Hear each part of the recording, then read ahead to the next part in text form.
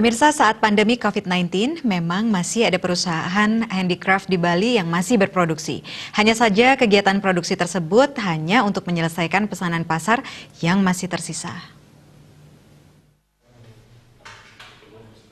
Ketua Asosiasi Eksportir dan Produsen Handicraft Indonesia, ASP Bali, Ketut Dharma Siaja mengatakan, pesanan handicraft yang masih tersisa ini datang sebelum terjadinya pandemi COVID-19.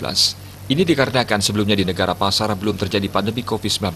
Saat ini di negara pasar seperti Eropa dan Amerika Serikat juga terjadi penyebaran virus corona. Pasca terjadi COVID-19, pasar tidak melakukan pemesanan baru. Dharma Siaja meyakinkan pasca pandemi COVID-19 ini, kegiatan ekspor handicraft Bali ke sejumlah pasar luar negeri mengalami penurunan. Indonesia dan negara pasar masih fokus penanganan COVID-19.